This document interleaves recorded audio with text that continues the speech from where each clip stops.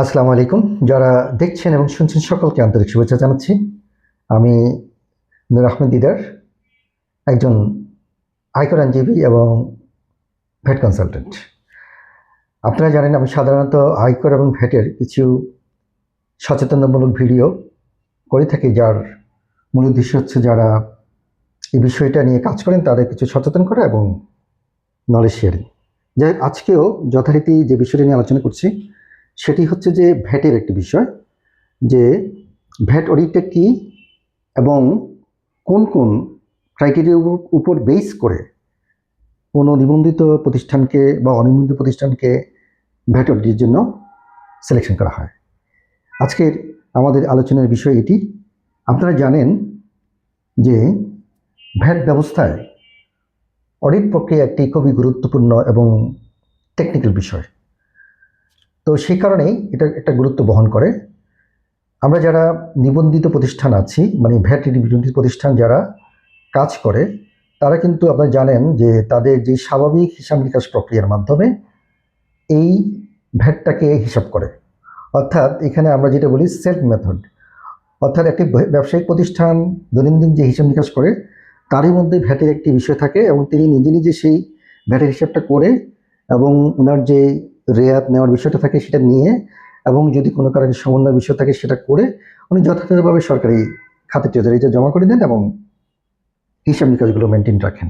এটা উনি সেলফ মেথডে করেন, অর্থাৎ উনি নিজেই করেন, যার ফলে এটাকে একটা যাচাই বাছাই করার বিষয় থাকে যে আপনি আসলে একটি নিবন্ধিত প্রতিষ্ঠান হিসাবে এই ভ্যাটটাকে সঠিকভাবে ক্যালকুলেশন করতে পেরেছেন কিনা, বা আপনি সঠিকভাবে কমপ্লায়েন্স করেছেন কিনা, এই বিষয়গুলো একটু যাচাই বাছাই বিষয় থাকে। সেই জন্য আমাদের ভ্যাটের আইন, ভ্যাটের 2012-এর ধারা 90-তে এই অডিটের যে বিধানটা রাখা হয়েছে। তো অডিটটা হচ্ছে আসলে একটি স্বাভাবিক প্রক্রিয়া, অর্থাৎ আপনি যে হিসাব নিকাশ করছেন সেটি তারা নিরীক্ষা করে দেখবে, এইটুকুই। অর্থাৎ আপনি যদি সঠিকভাবে হিসাব করেন তাহলে নিরীক্ষায় সেই যেগুলো যদি সঠিকতা পাওয়া যায় তাহলে তার সমস্যা হচ্ছেই না, এভরিথিং ইজ ওকে।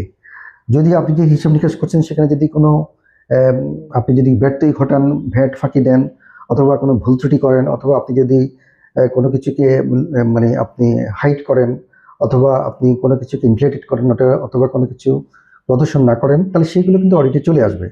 তো সেই ক্ষেত্রে আপনার একটা ভ্যাটের ঝুঁকি তৈরি হবে। তো যাই হোক, আমরা যে বিষয়টা আসছি যে ভ্যাটের অডিট প্রক্রিয়া হচ্ছে আসলে আইনি বিধান অনুসারে একটি স্বাভাবিক প্রক্রিয়া। তো সেই ক্ষেত্রে এখন আসা যাক যে এই অডিটটা সিলেকশন কীভাবে করে। আপনারা জানেন ভ্যাট ব্যবস্থায় বা বিভিন্ন কমিশনারিতে যেই পরিমাণ ভ্যাট নিবন্ধিত প্রতিষ্ঠান থাকে সেখানে অনেক প্রতিষ্ঠান নিবন্ধিত থাকে এবং একসাথে অনেক সময় অডিট করা সম্ভব হয় না। তো সেখানে ভ্যাটের যে সীমিত যে ভ্যাট প্রশাসনের যে সীমিত যে লোকবল বা সীমিত যে প্রশাসন তাকে দিয়ে তারা কিছুটা এটা কি বলে সিলেকশন বেস তারা অডিটের জন্য নির্ধারণ করে, হয়তো পর্যায়ক্রমে করবে, কিন্তু প্রথমে তারা অগ্রাধিকার ভিত্তিতে কিছু সিলেকশন ক্রাইটেরিয়া মেনটেন করে অডিটের জন্য নির্বাচন করে। তো দুটো মেথডে সেটা হতে পারে, সেটা হচ্ছে uniform selection method. Uniform selection method মানে হচ্ছে যে সার্বজনীন, যেটা আমরা সাধারণত পণ্য বা সেবা ভিত্তিক হতে পারে অথবা প্রতিষ্ঠান ভিত্তিক হতে পারে। যেমন কোনো একটা স্পেসিফিক পণ্যের জন্য যদি উনি ওই পণ্যের ব্যবসা করে তাহলে তাকে অডিটে ফেলবে, অথবা তিনি যদি ওই ধরনের সেবা প্রদান করে তার অডিটে ফেলবে, অথবা যদি ওই ধরনের প্রতিষ্ঠান, এই ধরনের প্রতিষ্ঠানগুলোকে স্পেসিফিক বলা হচ্ছে এই প্রতিষ্ঠানগুলো সবসময় অডিটের মধ্যে রাখবে। এটি একটি পদ্ধতি। আর আরেকটা পদ্ধতি হচ্ছে যেটা হচ্ছে যে রিস্ক বেস সিলেকশন প্রসিডিওর। আপনারা জানেন সাম্প্রতিক আমাদের জাতীয় রাজস্ব বোর্ড প্রায় 600 প্রতিষ্ঠানকে ভ্যাটের জন্য সিলেকশন করছে স্বয়ংক্রিয়ভাবে। তো সেটার যে বিষয়টা ছিল এটা হচ্ছে অ্যাকচুয়ালি রিস্ক বেস সিলেকশন প্রসিডিওরে সেটা হয়েছে, অর্থাৎ এটা অটো হয়েছে। এখানে 20টা রিস্ক ফ্যাক্টরকে তারা নির্ধারণ করে দিয়েছে এবং এইগুলো যাদের আছে তারা সবাই সিলেকশন হয়েছে। অর্থাৎ এখানে যে রিস্ক বেস সিলেকশন প্রসিডিওরে কিন্তু প্রায় 33টা মানদণ্ড আছে রিস্কের, তার মধ্যে প্রায় 20টাকে তারা অগ্রাধিকার দিয়ে আপনার অডিটের জন্য তারা সিলেকশন করেছে। তাহলে এই সিলেকশন প্রসিডিওরে অবশ্যই আপনাকে যে বিষয়টা মনে রাখতে হবে সেটা হচ্ছে যে কী কী কারণে একটা অডিটের ঝুঁকি থাকে, মানে আপনার প্রতিষ্ঠান অগ্রাধিকার ভিত্তিতে অডিটে থাকবে। আপনারা জানেন যে আপনি যদি ভ্যাট রেজিস্টার্ড হন তাহলে আপনার দাখিলিপত্র দিতে হবে। যদি আপনি দাখিলিপত্র পেশ না করেন নিয়মিতভাবে তাহলে আপনার রিস্ক ফ্যাক্টরটা বেড়ে গেল। তারপরে আপনার যদি এই দাখিলাপত্র যদি আপনি শূন্য দেন, অর্থাৎ দেখা গেল কি আপনার একটা কোনো অর্থনৈতিক কার্যক্রম নাই, বাট আপনি তো এটা ভাড়া নিয়েছেন অফিসটা, সেই ভাড়ার উপরে বা আপনি যে রেন্টের যে ভাড়াটার যে ভ্যাটটা দিচ্ছেন না, তাহলে সেটা কিন্তু বোঝা যাচ্ছে যে আপনি কোনো না কোনোভাবে তথ্য গোপন করছেন। তারপরে অধিক পরিমাণে আপনি রেয়াত নিলেন বা অধিক পরিমাণে হ্রাসকারী সমন্বয় করলেন, সেটাও কিন্তু একটা রিস্ক ফ্যাক্টর হয়ে দাঁড়াবে।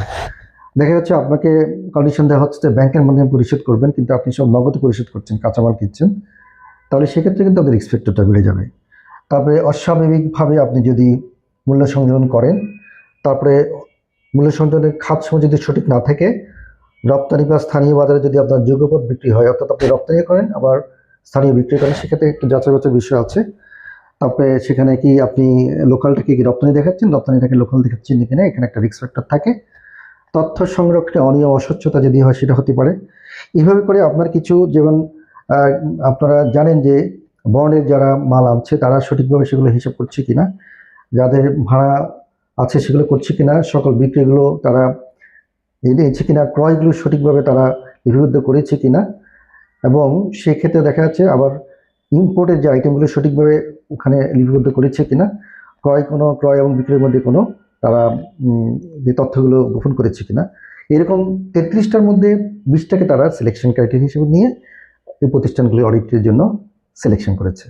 তাহলে এখন আলোচনার বিষয় হচ্ছে যে অডিট একটি স্বাভাবিক প্রক্রিয়া।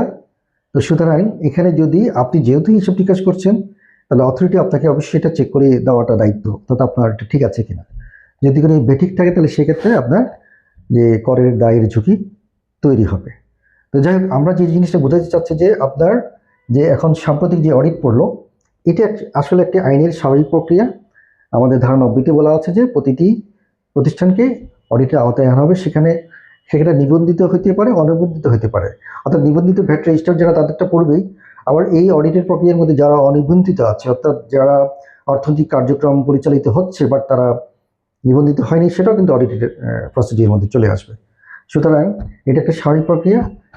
এটাই আমি আজকে যেটা আলোচনা করলাম, যে আমাদের যে 600 প্রতিষ্ঠানকে ভ্যাটের অডিটের জন্য আওতায় আনা হলো, সেটা আসলে এই সিলেকশন, অর্থাৎ যে রিস্ক বেসড যে ক্রাইটেরিয়া, সেভাবেই হিসাব করা হয়েছে। যদি আপনি সেই রিস্ক বেসড, হয়তো আপনার কোনো না কোনো একটা রিস্ক তৈরি হয়েছে, যার ফলে এটাকে অডিটের আওতায় অগ্রাধিকার ভিত্তিতে আনা হয়েছে। এমনি তো সকলকেই অডিট করার নিয়ম, বাট আমাদের যেহেতু প্রশাসনিক কিছু লিমিটেশন আছে, সেই জন্য অগ্রাধিকার ভিত্তিতে এই ক্রাইটেরিয়াটা করা হয়েছে।